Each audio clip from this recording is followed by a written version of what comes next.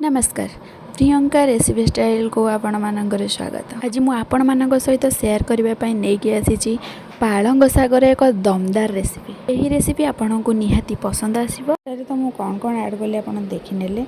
बर्तमान चलते रोषेईटी आरंभ करवा। प्रथमे गरम करदे कड़े कड़े तेल पकई सारापर से पंचफुटन सहित आमर रहा पान मधुरी पकेबे। तापर पकेबे पियाज पियाज भाजी सारापर से पकईदे बिलाती बिलाती टी भाजी गलापर आलू आ बैगण जो काटिकी रखिथे ताकू भल भाव धोईकी से पकई ने ताकू भल भाव भाजबे। तापर से पकई ने हलदी लंका गुंड लुण पकई ने पकई सारापर टे भल भाव कषई ने भल भाव एपट सेपट करने। तापर आमर जो मसलाटा बाटिकी रखिथे से पकई ने पकई सारिकी भल भाव कषई ने जिते कषेबे तार टेस्ट से आसो। तापर आपण पालंग शागटा को भल भाव धोईकी काटी नेबे।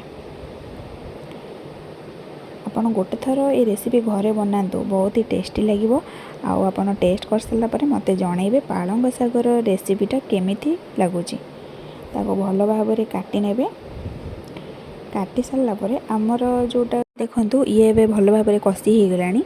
एते पानी देदेबे अल्प पानी देबे जेहेतु टिके सिझिबो आलू बैगण टिके सिझिबो पानी देदेबे। पानी देकी टिके घोड़े देबे भल भाव सिझी गला पर घोड़े देबे। भल भाव सिझी गला पर एते पकईदेवे जीरा गुंड धनिया गुंड चिकेन मसला जस्ट चिकेन मसला टिके पकई नेबे।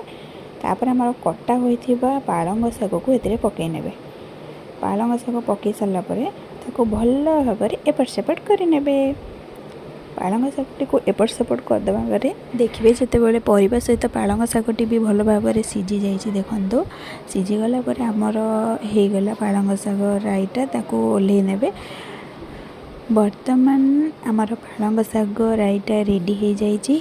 आपण मैंने घरे गोटे थर बनातु आ टेस्ट करंतु रेसिपीटी बहुत ही बढ़िया लगे। पालंग शाग रेसिपीटी जब भल लगी मो चैनल को सब्सक्राइब करने।